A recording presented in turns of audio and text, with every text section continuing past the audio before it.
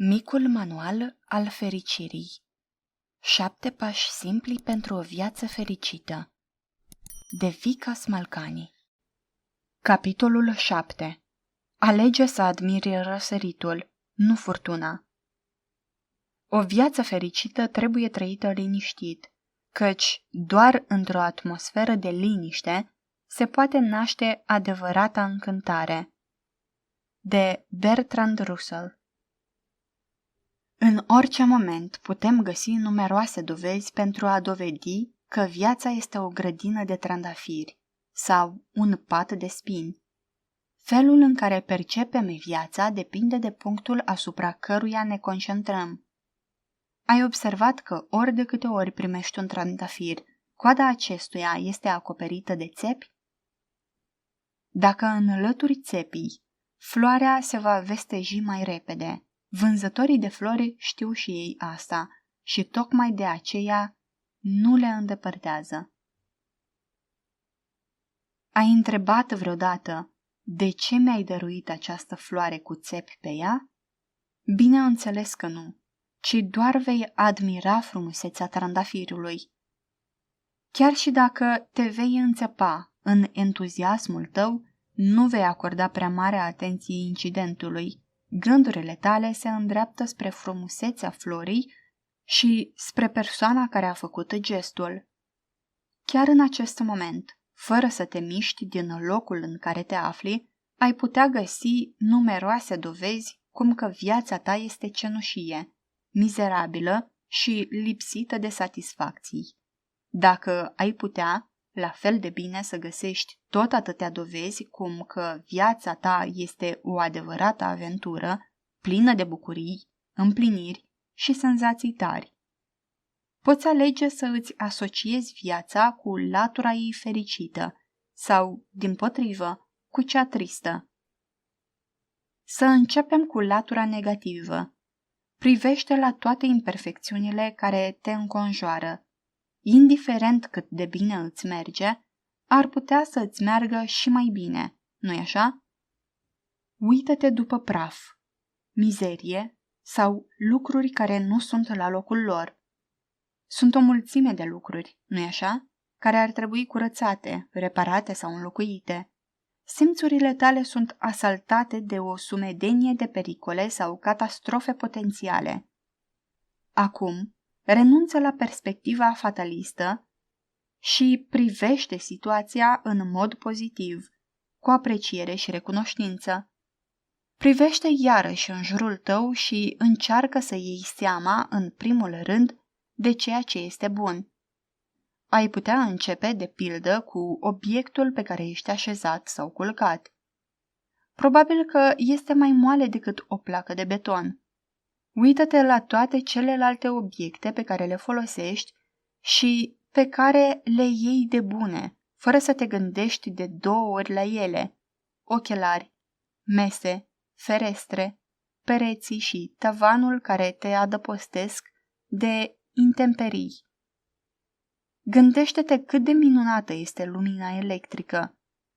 Cu doar 100 de ani în urmă, te-ai fi considerat foarte bogat sau foarte norocos dacă ai fi avut numai unul din toate aceste lucruri. Azi le ai pe toate, ca să nu mai vorbim de unul sau mai multe televizoare, aparate de radio, atâtea multe minuni electrocasnice ale epocii moderne. Pe care dintre lucrurile ce te înconjoară le consideri atrăgătoare din punct de vedere estetic? Un tablou pe care îl ai pe perete și la care nu te-ai uitat de ani de zile? Modelul de pe hainele cu care ești îmbrăcat? O floare? O vază? Tapetul de pe pereți? Covorul? Când ți-ai rezervat ultima oară câteva clipe ca să admiri culorile? Ai observat că deja te simți mai bine dacă te concentrezi asupra lucrurilor pozitive care te înconjoară? Procesul prin care te concentrezi asupra acestora pentru a da naștere altor sentimente pozitive funcționează în același fel și cu lucrurile mai cunoscute ție, față de cele pomenite până acum, de pildă cu corpul tău. Dacă te concentrezi asupra problemelor pe care le are corpul tău, o durere într-o parte, o vânătaie în altă parte, o bătătură la picior, prea multă grăsime, etc., lista ar putea continua la nesfârșit. Dar eu îți propun să te concentrezi asupra aspectelor pozitive ale corpului tău. Chiar dacă ai o durere la piciorul stâng, ar trebui să ai și o mulțumire cu privire la faptul că piciorul tău drept este sănătos. Nu trebuie să adopți așa numita atitudine a struțului. Dimpotrivă, evaluează cu realism ce ai și ce nu ai. Acceptă ceea ce ai cu recunoștință. Caută persoane împreună cu care să te bucuri și de calitățile tale. Oameni care ți le-ar aprecia cu adevărat. Concentrează-te asupra a ceea ce este bun, dar acceptă-ți și lipsurile. A te concentra asupra aspectelor pozitive nu înseamnă să le ignori pe cele negative. Dacă ai face asta, efectul ar fi unul, în cel mai bun caz, neplăcut și, în cel mai rău caz, de-a dreptul dezastruos. În schimb, dacă folosești semnalele aspectelor negative pentru a preveni dezastrul, vei constata că aceste aspecte nici măcar nu sunt foarte importante. Ba mai mult, unii le numesc chiar îngeri păzitori. Să dăm un exemplu. Să zicem că mergi cu mașina și la un moment dat se aprinde becul care indică faptul că benzina este pe terminate. Îndemnul meu nu este să ignori acest semnal de negativitate și să-ți spui că este minunat că celelalte becuri indicatoare de la bord încă nu s-au aprins. Sugestia mea este să oprești la prima benzinărie și să alimentezi. Ei bine, aici este locul în care gândurile negative pot apărea. Realitatea negativă este că ți-a mai rămas foarte puțină benzină. Gândirea negativă, aceea pe care trebuie să o eviți, este să începi să te frămânți și să îți repeți într-una: ce mă fac dacă mi se termină toată benzina înainte să ajung la următoarea benzinărie? Și în tot acest timp, șoferul apasă și mai tare pedala de accelerație, nefăcând altceva decât să crească și mai mult consumul. Ceea ce sugerez eu ar fi să iei notă de starea de fapt, de informația negativă, să iei o decizie rațională cu privire la calea de urmat, la acțiunea care se impune pentru a contracara situația negativă. Și, în timp ce aplici măsurile cărora te-ai oprit, să continui să te bucuri de aspectele pozitive ale călătoriei tale. Dacă ne referim la o afecțiune pe care o ai, sfatul meu este să iei seama la simptome, dar să nu îți concentrezi întreaga gândire asupra faptului că ești bolnav. Nu recomand nici abordarea totul este bine, care ar putea permite problemei să se agraveze în timp, reducând șansele de vindecare în momentul când în sfârșit te decizi să iei măsuri. Nici pe cea fatalistă, care transformă orice înțepătură de țânțar într-un cancer de piele. Cei care abordează problema într-un mod pozitiv, dar eliberat, iau calea de mijloc. Își notează simptomele, astfel încât să își poată oferi maximum de informație doctorului și se programează pentru o consultație. În rest, nu are niciun rost să-ți concentrezi atenția asupra bolii, ci a aspectelor pozitive ale vieții lor. Astfel, ei rămân fericiți tot timpul. Am reușit să mă fac înțeles cu privire la diferența dintre gândirea strict pozitivă și la concentrarea asupra aspectelor pozitive? Diferența este una subtilă, dar nu mai puțin importantă. Gândirea strict pozitivă imaginează o lume perfectă, care nu are legătură cu realitatea. în timp ce concentrarea asupra aspectelor pozitive pornește de la realitățile vieții, cu bune și cu rele, și se îndreaptă de acolo într-o direcție pozitivă. Dacă îți petreci tot timpul visând la un viitor perfect, nu vei mai apuca să te bucuri de prezent. Și tocmai acesta, prezentul, este viitorul la care ai visat atât de mult. Bucură-te de el. Descoperă care sunt lucrurile pe care nu le dorești în viața ta. Pe lângă identificarea priorităților din viața ta, este la fel de important să descoperi care sunt lucrurile pe care nu le vrei în prejurul tău. Aceasta este o altă deosebire subtilă, dar importantă. Permitem uneori ca dezordinea emoțională și psihologică să se instaleze tot mai bine în mințile noastre și să ne blocheze accesul la pacea interioară. Acesta este genul de gunoi de care trebuie să ne debarasăm, fără întârziere. Prin această dezordine mă refer la lucrurile pe care continuăm să le facem, deși nu ne dorim să le facem. Fie doar pentru că le făceam înainte și nu știm să ne oprim, fie deoarece considerăm că e de datoria noastră să le facem în continuare.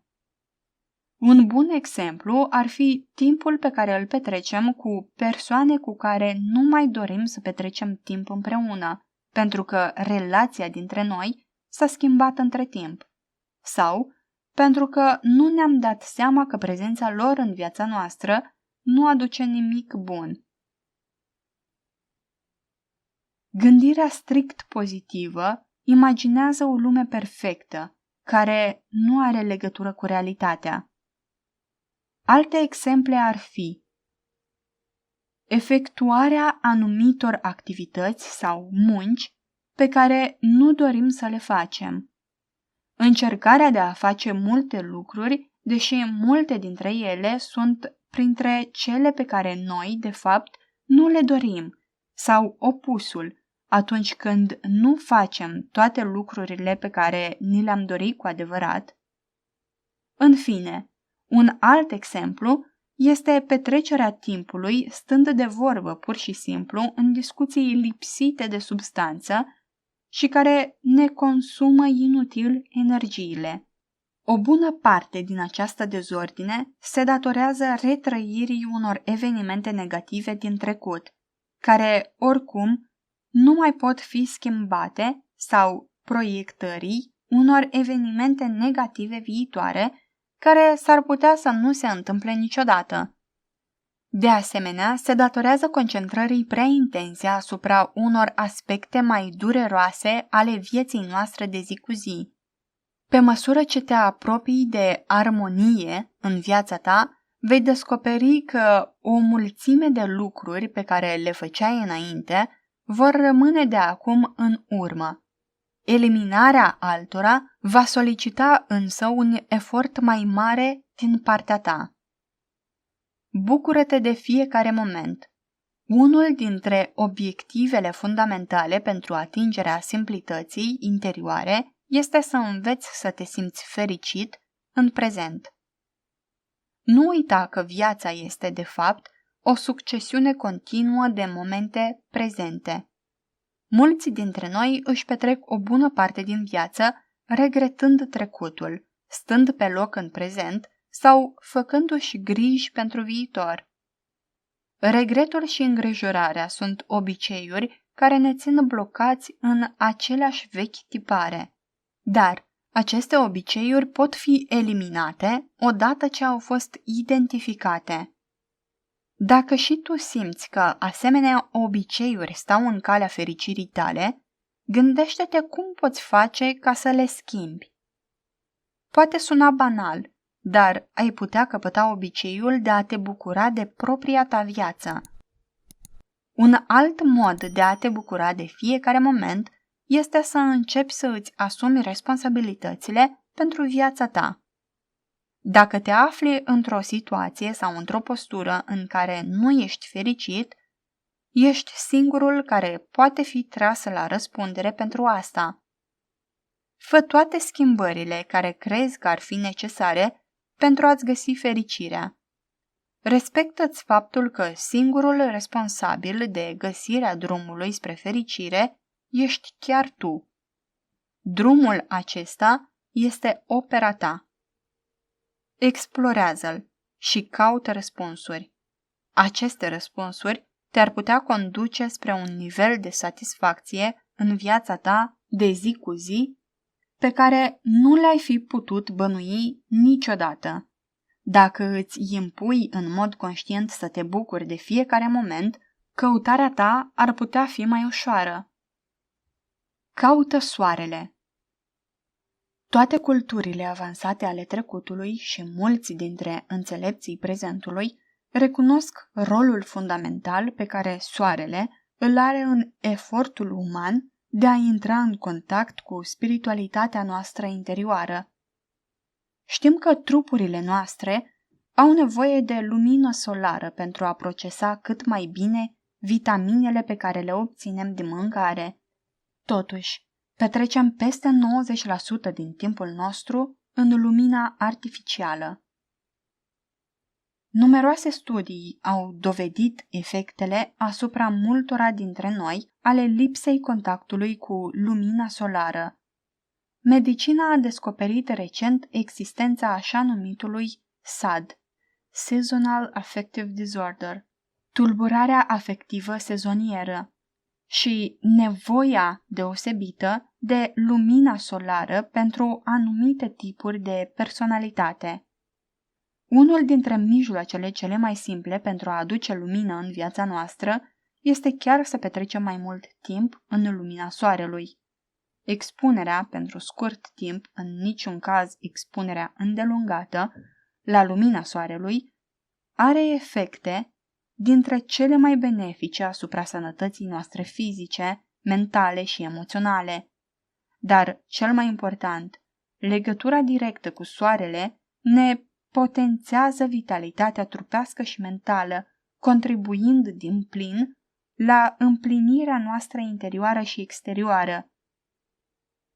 Încearcă ori de câte ori poți să petreci 10 până la 15 minute la lumina soarelui, fie dimineața de vreme, fie mai târziu, în cursul zilei.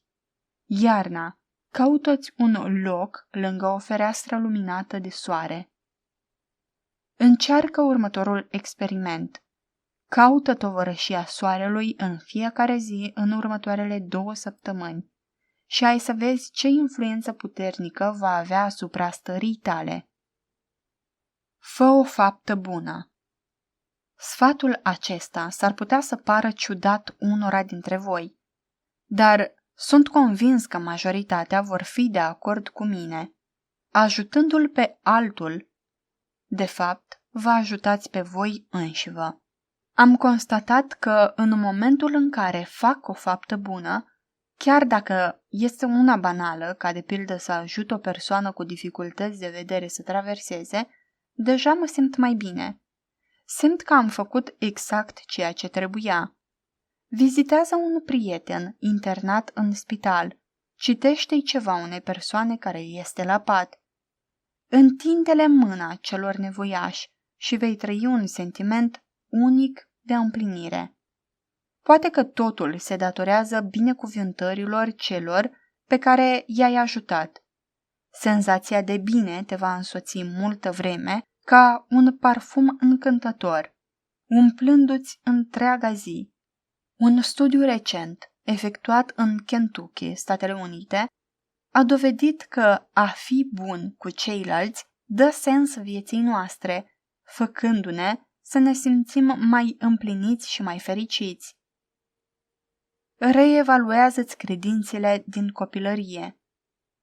Numărul celor care și-au părăsit credința în care s-au născut este uriaș. Mulți oameni sunt în stare să facă acest pas fără să se uite nicio clipă înapoi.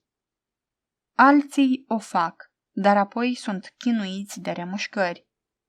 Unii își petrec ani întregi din viață simțindu-se macinați de sistemul de valori restrictiv sau absurd în care au fost crescuți și pe care s-au luptat ani de zile să-l depășească, iar alții continuă să se simtă astfel, plătind inconștient tribut sistemului de credințe care le-a fost impus în copilărie. Apoi, sunt cei cărora nu li s-a dat niciun sistem de credințe în copilărie și care, practic, nu cred în nimic și deci nu trebuie să renunțe la nimic. În fine, sunt alții care s-au lăsat influențați de concluzia pseudoștiințifică, predominantă în zilele noastre, conform căruia nimic din cele ce nu pot fi demonstrate nu există. Dacă tot ai început să-ți analizezi viața, acesta ar fi un bun moment ca să îți analizezi la rece sentimentele față de învățăturile pe care le-ai primit în copilărie și care te-au împiedicat să-ți pui întrebările pe care de fapt doreai să le sau să ți le pui. Acum, pe măsură ce îți încetinești ritmul vieții și începi să savurezi momentele de liniște, pe măsură ce înveți să-ți asculți intuiția și să-i acorzi încredere, pe măsură ce începi să faci schimbări în stilul tău de viață și de obiceiurile care îți deschid calea cunoașterii interioare, vei învăța să privești cu alți ochi întreaga existență, lumea și locul tău în ea. Reevaluează-ți credințele actuale. Reevaluează-ți nu doar credințele din copilărie, ci și pe cele pe care le ai în acest moment, cele pe care le-ai căpătat după ce ai renunțat la credințele copilăriei, cele pe care le-ai adoptat în timpul crizei vârstei mijlocii și chiar cele pe care ți le-ai însușit în ultimul an sau săptămâna trecută. Este bine să rămâi tot timpul deschis spre noi interpretări ale lumii și ale fenomenelor. Deseori rămânem blocați într-un sistem de gândire învechit doar pentru că, asemeni unui pantof deja purtat, este confortabil. Încearcă să mai ieși din când în când din zona ta de confort și păstrează-ți o minte deschisă. Nu-ți mai face griji. Grijile, la fel ca și gândirea negativă, reprezintă un prost obicei. Și la fel ca și în cazul gândirii negative și a oricărui alt obicei, ne putem debarasa de el odată ce am devenit conștienți de existența lui și odată ce ne propunem acest lucru. Dar grijile sunt atât de subtile și par atât de firești în societatea în care trăim, încât se poate întâmpla să ne facem griji ani întregi și nici măcar să nu ne dăm seama de asta. Am învățat această lecție în urmă cu câțiva ani, când am finalizat un proiect important. După luni întregi de muncă asiduă și după multe nopți nedormite, petreceam mult timp noaptea întins în pat, făcându-mi griji dacă va fi totul în regulă. Într-un târziu, termenul de predare a sosit, iar proiectul s-a încheiat. Nu mă mai puteam gândi nici măcar la un singur lucru pe care l-aș mai fi putut adăuga pentru a-l îmbunătăți. Dar, într-o noapte, câteva săptămâni mai târziu, înainte să încep un alt proiect, m-am trezit din nou plimbându-mă prin cameră în mijlocul nopții, făcându-mi griji cu privire la proiectul deja predat, deși de fapt nu exista niciun motiv pentru care să-mi fac griji. Poate că același lucru vi s-a întâmplat și vouă. Și după ce m-am așezat în pat, am avut una dintre acele revelații pe care le avem cu toții din când în când. Mi-am dat dintr-o dată seama că îmi petrecusem viața trecând de la o grijă la alta. Am examinat fiecare dintre situațiile în care îmi făcusem griji. atât cât îmi puteam să-mi amintesc și mi-am dat deodată seama că nu numai că nu avusesem niciun motiv ca să mă îngrijorez, dar și că grijile nu mi-au folosit de fapt la nimic. Fusese doar o risipă de energie care mă împiedica să savurez prezentul și să mă bucur de satisfacția care însoțește munca bine făcută. O viață lipsită de griji este incredibil de plăcută și te ajută să îți găsești pacea interioară. Asumă-ți responsabilitățile pentru viața ta. Eu cred că, la nivel metafizic, ne alegem singuri toate circumstanțele vieții noastre. Părinții, sănătatea, caracteristicile fizice, rasa, poziționarea culturală și geografică, încă de dinainte de a ne naște, și că ne facem apariția în viață știind la acest nivel că trebuie să ne folosim de toate aceste circumstanțe pentru a crește. Știu de asemenea că dacă abordez viața ca pe o responsabilitate, atunci sunt cel care trebuie să facă ajustările necesare pentru a realiza ce îmi doresc și pentru a fi fericit.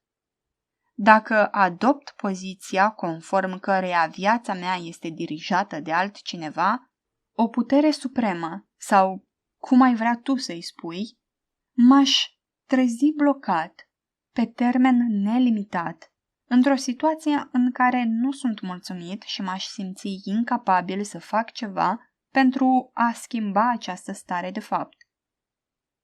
Am descoperit că dacă există un lucru pe care doresc să îl schimb cu privire la viața mea și aștept ca această schimbare să vină de la altcineva, pot să aștept mult și bine. Și nicăieri nu este acest lucru mai adevărat decât în chestiuni care țin de percepția noastră interioară. Dacă ai început să îți iei controlul asupra vieții tale în exterior, va fi mai ușor să faci și acele schimbări de care ai nevoie pentru dezvoltarea spirituală. Acceptă lucrurile pe care nu le poți schimba. Asumarea responsabilității pentru viața ta înseamnă, printre altele, să accepți lucrurile pe care nu le poți schimba. Dacă îți dorești să fii înalt, dar ești scund, sau dacă ai un anumit handicap născut sau dobândit, sau dacă te afli în anumite circumstanțe absolute, imuabile și ireversibile, ai, practic, două opțiuni.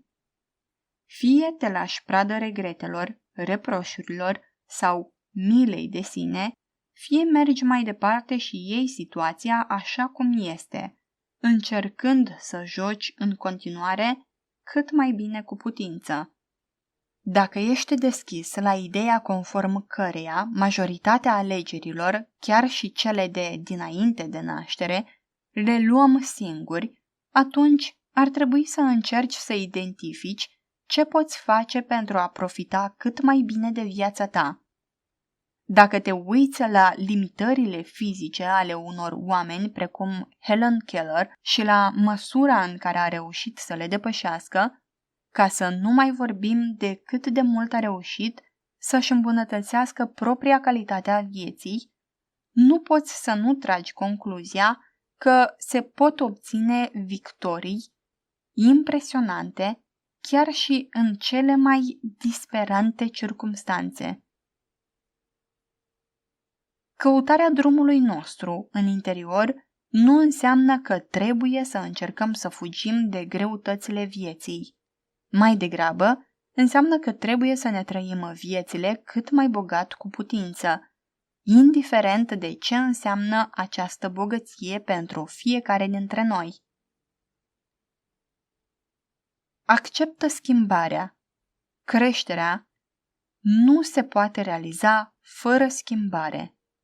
Dacă ți-ai petrecut ani de zile în tiparul unor obiceiuri, credințe sau abordări, evoluția ta spre un nou nivel ar putea declanșa o mică furtună în lumea ta interioară. Să nu te sperii de asta, Încearcă să accepți schimbarea și să te simți confortabil cu ea. Primește-o cu brațele deschise. Schimbarea îți va oferi un mod nou, incitant, chiar vesel de a intra în legătură cu sufletul tău. Iar dacă te simți blocat în obiceiuri învechite, care nu se mai potrivesc cu viața ta actuală, acordă-ți ceva timp ca să te gândești ce ar trebui să schimbi. Pentru o adevărată creștere interioară, s-ar putea să trebuiască să explorezi sentimente, senzații și relații noi, poate chiar o nouă percepție de sine. Nu-ți fie frică să te pui într-o situație de vulnerabilitate. Numai așa te poți deschide pentru schimbare. Îndepărtează-te de cei care nu te sprijină. Noi, oamenii, păstrăm într-o mare măsură instinctele de animale de turmă. Este confortabil să te simți partea unui grup, să simți că ai familia, prietenii și pe cei dragi alături, ca să ne ajute să creștem, mai ales în prima parte a drumului. Dar câteodată se întâmplă ca cei apropiați nouă să nu ne sprijine. Privește împrejur, nu doar la partenerul tău sau la ceilalți membri ai familiei tale, ci la cei cu care ai relații. Lipsa sprijinului poate să nu fie chiar așa evidentă. Putem petrece mult timp cu o persoană pe care o apreciem sau o iubim, pe care o simțim aproape de sufletul nostru, înainte să ne dăm seama că relația respectivă nu ne ajută în niciun fel, ba poate chiar să ne țină în loc. Este ușor să te lași amăgit de confortul pe care, aparent, ți-l oferă o relație pe termen lung. Familiaritatea și cunoașterea reciprocă, precum și experiențele trăite împreună, chiar și în perioade mai tumultoase, ne fac să ne simțim uniți de persoana cealaltă. Dar vine momentul când trebuie să îți pui câteva întrebări dificile. Oare persoana cealaltă chiar ține la tine? Sau continuă relația doar pentru că nu știe nici ea ce își dorește de fapt? Ea poate spune că te iubește, dar tu te simți iubit cu adevărat? Îți este ea alături în succesele tale sau nu? Te iubește suficient de mult încât să te sprijine să îți atingi cât mai multe obiective, chiar cu riscul ca ea să rămână în urmă? Lipsa de sprijin din partea celorlalți poate reprezenta un obstacol major pentru creșterea ta. Dacă nu primești dragoste și sprijinul de care ai nevoie din partea celor apropiați, ar fi mult mai greu pentru tine să îți găsești propriul drum spre fericire. Dacă tu treci la o etapă superioară în viața ta, s-ar putea să fii nevoit să îi lași în urmă pe cei care nu sunt dispuși sau nu sunt pregătiți să facă acest pas împreună cu tine. Deseori, nu-ți rămâne decât să te retragi cu un zâmbet și să reduci treptat prezența acelei persoane în viața ta. Gândește-te că toate prieteniile și legăturile de familie fac parte din viața noastră pentru un scop. Dar asta nu înseamnă că trebuie neapărat să dureze veșnic. E nevoie de ceva intuiție pentru a decide când este momentul pentru a încheia o relație. Chiar și atunci când cealaltă persoană nu simte la fel. Îți va rămâne astfel mai mult timp de investit în relații care îți oferă dragoste și sprijinul de care aveai nevoie. Încearcă meditația. Dă-mi voie să încep această secțiune cu povestea unui înțelept care stătea de vorbă cu oamenii și încerca să le arate calea de urmat. Maestre, sunt nefericit. Ai putea să-mi spui care este secretul fericirii? A întrebat cineva. Da, pot, dar mai întâi trebuie să te cunoști pe tine însuți. Sunt un om lipsit de succes în măestria mea, maestre. Poți să-mi spui și să-mi arăți calea succesului în afaceri și în viață? Da, pot, dar mai întâi trebuie să te cunoști pe tine însuți, a răspuns înțeleptul. Din viața mea lipsește dragostea, se plânge un altul. Poți să-mi spui cum să fac să-mi găsesc pe cineva care să-mi fie alături tot restul vieții? Desigur, a răspuns din nou înțeleptul, dar nu vei putea înțelege cum până când nu vei învăța să te cunoști pe tine însuți. Eu sunt în căutarea lui Dumnezeu. Poți să mă conduci până la el? A întrebat un tânăr discipol. Pot, a răspuns înțeleptul cu un zâmbet pe buze, dar ca să-l poți vedea pe Dumnezeu, trebuie întâi să te cunoști pe tine. Indiferent ce era întrebat, înțeleptul răspundea același lucru. Trebuie să înveți să te cunoști pe tine însuți. Cunoașterea de sine este răspunsul la toate problemele, soluția la toate suferințele și cheia pentru toate dorințele noastre. Mintea omului este izvorul fericirii și al ghinionului, al bucuriei și al întristării, al plăcerii și al suferinței, al libertății și al robiei, al încordării și al destinderii, al succesului și al eșecului. Cel care se cunoaște pe sine își cunoaște sufletul și știe cum să creeze ceea ce este benefic pentru noi și pentru ceilalți și se reține de la cele ce ne fac să suferim pe noi și pe ceilalți. Meditația este una dintre uneltele cele mai puternice pe care le avem la dispoziție pentru a crește și a ne dezvolta. Prin meditație putem atinge niveluri de luciditate mentală pe care nu avem cum să le atingem în alt fel. Meditația este cel mai bun drum spre suflet. Poți să meditezi în multe feluri. Poți să o faci odată cu inspirația și cu expirația sau folosind un cuvânt sau o frază sfântă. Poți să meditezi concentrându-te asupra flăcării unei lumânări sau asupra luminii pe care fiecare dintre noi o poartă în frunte.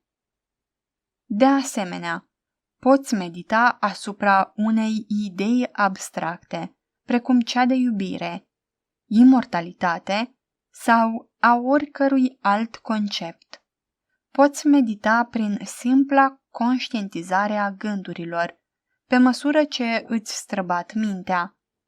Există meditații care se pot face în timp ce șezi, în timp ce stai în picioare, mergi, râzi, plângi, dansezi sau cânți. Poți să îți petreci fiecare moment al zilei și al nopții în meditație. Și asta este doar un început.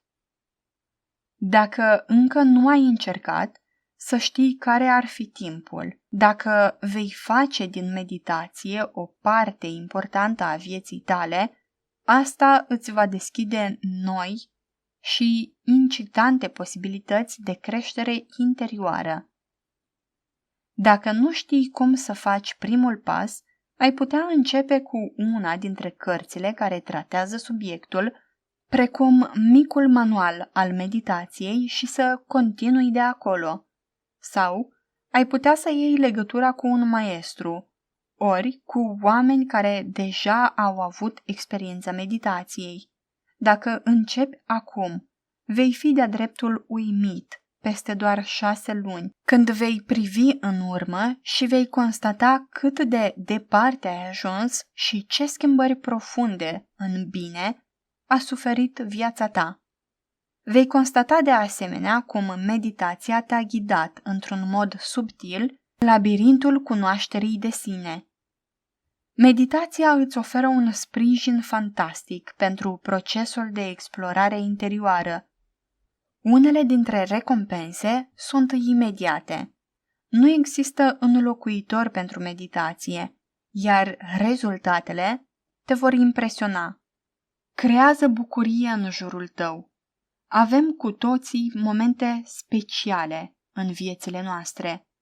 Ne întâlnim cu ele, mai mult sau mai puțin în fiecare zi. Le putem descoperi în zâmbetul unei persoane dragi sau chiar în zâmbetul unui necunoscut.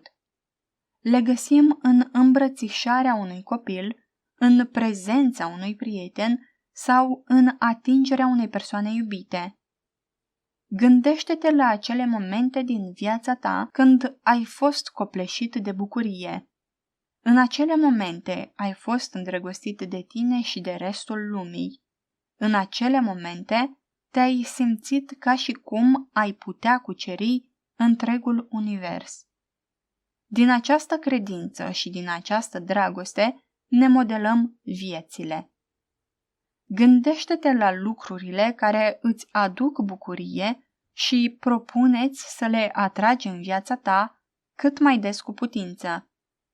Captează aceste momente de bucurie cât mai adesea și absoarbe-le în prezentul tău. Încetinește-ți ritmul vieții. Ritmul vieții care astăzi se desfășoară pe repede înainte influențează viețile fiecăruia dintre noi.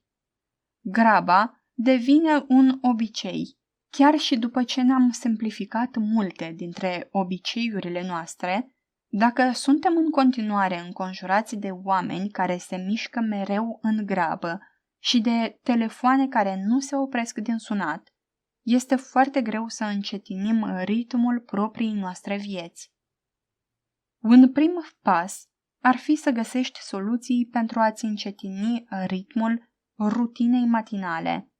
Dacă te trezești măcar cu o jumătate de oră mai devreme, astfel încât să nu trebuiască să ieși pe ușă în grabă, vei observa o mare diferență în ce privește pacea ta interioară pentru tot restul zilei.